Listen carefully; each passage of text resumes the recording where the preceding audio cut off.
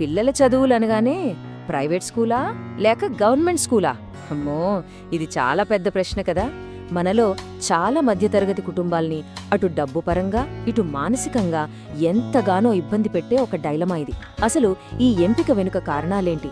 ఎలాంటి సవాళ్లు ఎదురవుతున్నాయి? ఏమైనా పరిష్కారాలున్నాయా? వీటన్నిటినీ ఈరోజు మనం కాస్త లోతుగా చూద్దాం. ఓ మధ్యతరగతి తండ్రిని ఊహించుకుందాం. నెల జీతం పడగానే లెక్కలు వేసుకుంటున్నారు. చేతిలో క్యాలిక్యులేటర్ ఉంది కానీ మనస్సులో మాత్రం ఒకటే టెన్షన్. అబ్బా, ఈ ఫీజులు ఎలా కట్టాలి? జీతంలో సగం వీటికి పోతోందని. ఈ పెరుగుతున్న ఫీజులు, ఇంటి ఖర్చులు, ఇది ఏదో ఒక్కరి కథ కాదు. మన చుట్టూ ఉన్న లక్షల కుటుంబాల్లో ప్రతి నెలా జరిగే యుద్ధం. పిల్లలకి ఓ మంచి భవిష్యత్ ఇవ్వాలనే ఆశకి మన జేబులో ఉన్న వాస్తవానికి మధ్య జరిగే పోరాటమిది. సరే, ఈరోజు మనం ఏం చూడబోతున్నామంటే, ముందుగా ఓ తండ్రి పడే ఆవేదనతో మొదలు పెడదాం. తర్వాత అసలందరూ ప్రైవేట్ స్కూల్స్ వైపు ఎందుకు వెళ్తున్నారు, ప్రభుత్వ పాఠశాలల పరిస్థితి ఏంటి అనే విషయాలు చూద్దాం. ఆ తర్వాత పరిస్థితులు ఏమైనా మారుతున్నాయా, నమ్మకాన్ని ఎలా తిరిగి తీసుకురావాలి, చివరిగా మనందరి బాధ్యత ఏంటి అనేదాంతో ముగిద్దాం. సరే, మరి మనం మొదటి భాగంలోకి వెళ్ళిపోదాం. ఒక తండ్రి ఆవేదన. చెప్పాలంటే ఇది ఒక్కరి కథ కానే కాదు. తమ పిల్లల భవిష్యత్తు బాగుండాలని కోరుకునే ప్రతి తల్లిదండ్రుల తపన ఇదే. నిజానికి ఇందులో తల్లిదండ్రులది తప్పననగలమా? అస్సలు అనలేం. వాళ్ల ఆలోచన, వాళ్ల లక్ష్యం చాలా సింపుల్. మా పిల్లల భవిష్యత్తు సరైన దారిలో ఉండాలి, అంతే. ఈ ఒక్క మాట కోసమే అప్పులు చేస్తారు, వాళ్ల అవసరాలు తగ్గించుకుంటారు, ఎన్నో చేసి ప్రైవేట్ స్కూల్స్లో చదివిస్తారు. ఆ స్కూల్ బస్ ఎక్కుతున్న పిల్లల్ని చూసి ఎంతో మురిసిపోతారు. కానీ ఆ సంతోషం వెనుక ఎంత ఆర్థిక భారం ఉందో బయటకు కనిపించదు కదా. అయితే అసలు పాయింట్ ఏంటంటే, ఇంత కష్టపడి ఇన్ని ఇబ్బందులు పడుతున్నా ఎందుకు తల్లిదండ్రులు ప్రైవేట్ స్కూళ్ల వైపే చూస్తున్నారు? ఏముందక్కడంత స్పెషల్? వాళ్లను అంతగా అట్రాక్ట్ చేస్తున్న విషయాలేంటో ఇప్పుడు చూద్దాం. అంటే వాళ్ల ఎంపిక వెనుక కూడా చాలా బలమైన కారణాలే ఉన్నాయి. మొదటిది ఇంగ్లీష్. భవిష్యత్తులో ఉద్యోగాలు రావాలంటే ఇంగ్లీష్ రావాల్సిందే అనే భయం ఒకటి. ఇక రెండోది, స్కూల్లో చదువుతో పాటు డాన్స్, స్పోర్ట్స్, ఈ మధ్య రోబోటిక్స్ లాంటి ఎక్స్ట్రా యాక్టివిటీస్ కూడా ఉండాలి. అప్పుడే కదా పిల్లలు ఆల్రౌండర్స్గా తయారయ్యేది అని అనుకుంటున్నారు. ఇంకా టైంకి క్లాసులు, పర్ఫెక్ట్ యూనిఫామ్, ఇవన్నీ చూస్తే అక్కడో సిస్టమ్, డిసిప్లిన్ ఉన్నట్టు అనిపిస్తుంది. వీటన్నిటితో పాటు పక్కింటి వాళ్ళు, ఫ్రెండ్స్ అందరూ ప్రైవేట్లోనే చేర్పిస్తుంటే మనమూ చేర్పించాలనే ఒక రకమైన సోషల్ ప్రెషర్. దానికి తోడు ప్రైవేట్ స్కూల్స్ ఇచ్చే యాడ్స్, మార్కెటింగ్ కూడా వాళ్ల నిర్ణయాన్ని చాలా ప్రభావితం చేస్తాయి. సరే, ఇదంతా నాణ్యానికి ఒకవైపు. అంటే ప్రైవేట్ స్కూల్స్ ఎందుకు అట్రాక్ట్ చేస్తున్నాయో చూసాం. మరి రెండో వైపు అంటే ప్రభుత్వ పాఠశాలల నుండి తల్లిదండ్రులను దూరం చేస్తున్న కారణాలేంటి? వాటి గురించి కూడా మాట్లాడుకోవాలి కదా. గవర్నమెంట్ స్కూళ్లలో కూడా ఇప్పుడు ఇంగ్లీష్ మీడియం స్టార్ట్ చేశారు.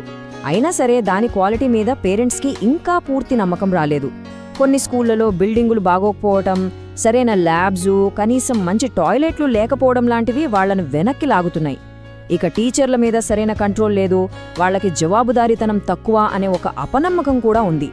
వీటన్నిటికంటే ముఖ్యంగా పిల్లల్ని ప్రైవేట్లోనే చదివించాలి, అప్పుడే సమాజంలో ఒక స్టేటస్ అనే ఒక తప్పుడు అభిప్రాయం కూడా మనలో చాలా బలంగా నాటుకుపోయింది.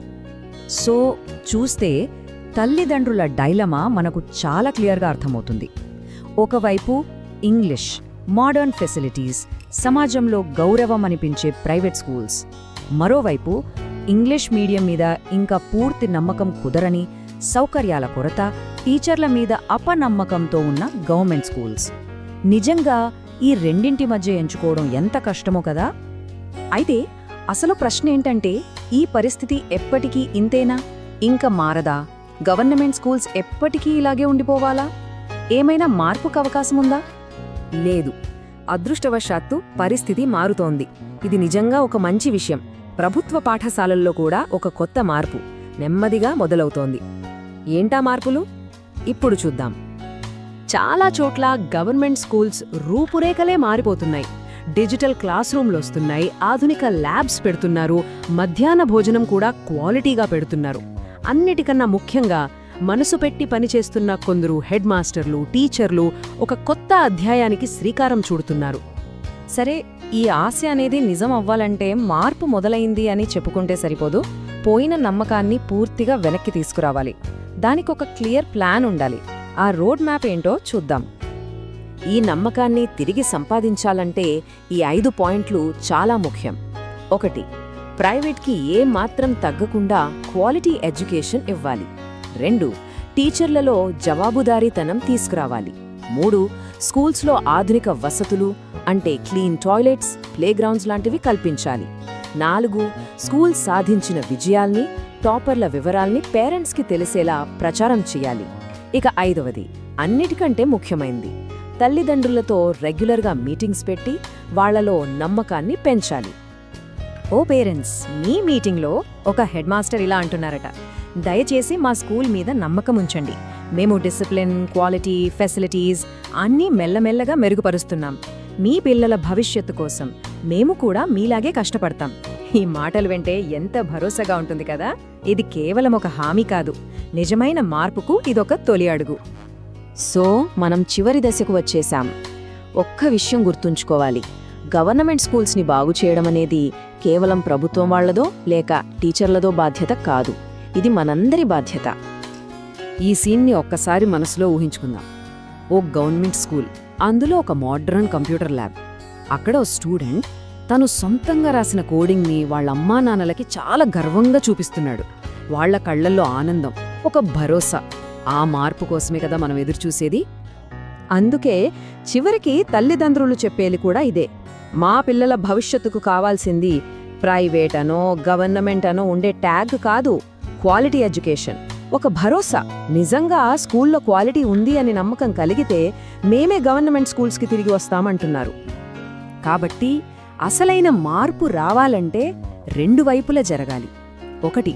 సిస్టమ్ వైపు నుంచి చిత్తశుద్ధి, జవాబుదారీతనం ఉండాలి. 2. తల్లిదండ్రుల వైపు నుంచి కేవలం స్టేటస్ కోసం కాకుండా క్వాలిటీని చూసి స్కూల్ని ఎంచుకునే అవగాహన పెరగాలి. ఈ 2 కలిసినప్పుడే మన ప్రభుత్వ పాఠశాలలు మళ్లీ విద్యార్థులతో కళకళలాడతాయి.